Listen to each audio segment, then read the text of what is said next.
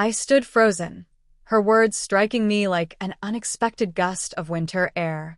"Don't touch me, Kevin," she said, not shouting, but cold, her tone draining every trace of warmth from the space between us.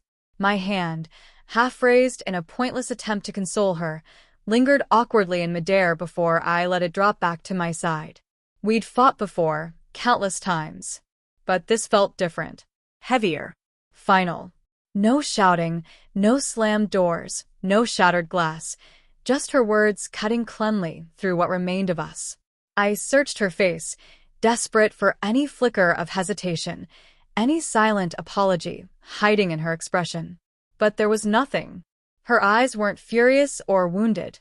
They were empty, detached in a way that told me she wasn't fighting anymore. She'd already let go.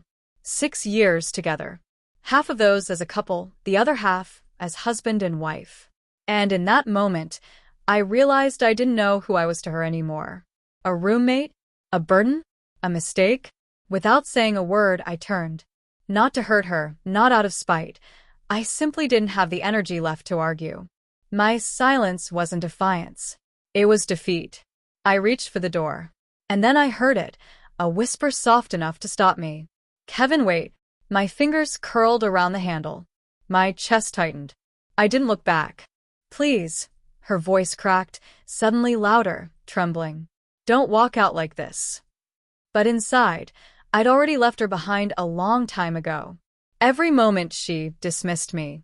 Every time she rolled her eyes when I needed her attention. Every night, she sat absorbed in her phone while I sat beside her, feeling invisible. This wasn't some sudden collapse. It was the quiet death of something that had been unraveling for years. I pushed the door open. Cold air greeted me as I stepped into the hallway. No tears came. I had none left to give to someone who hadn't seen me in what felt like forever. Behind me, I heard her footsteps. Quick. Hesitant. She was following. "Kevin, please. Can we just talk?" Her voice broke completely now. I didn't mean it. Please. But silence was my only answer. I had no words left for her. Her fingers brushed lightly against my arm, a weak attempt to pull me back. But she was too late. Far too late to fix the sleepless nights I'd spent lying awake beside someone who no longer noticed me.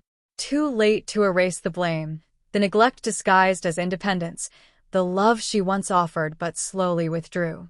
She'd asked for space. Now, she finally had it.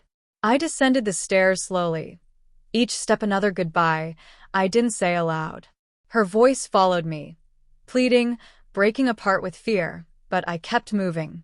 By the time my feet touched the last step, I knew the truth. I wasn't coming back.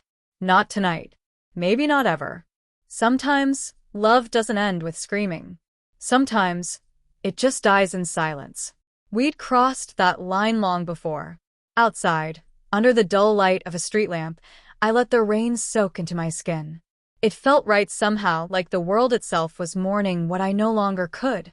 My phone vibrated in my pocket. Her name lit up the screen. I let it ring. Then a message came. "Please come back." "I'm sorry." I didn't mean it. But apologies can't heal wounds that had already scarred over. Words meant nothing when trust had been gone for so long. I reached my car, slid behind the wheel, and turned the ignition. But I didn't drive. I just sat there, staring blankly at the dashboard as memories floated through my mind. Our first date, the clumsy rhythm of our wedding dance, the sound of her laughter back when it had been real. But those moments felt like echoes from another life. Too faint. Too far. I was tired. Tired of hoping.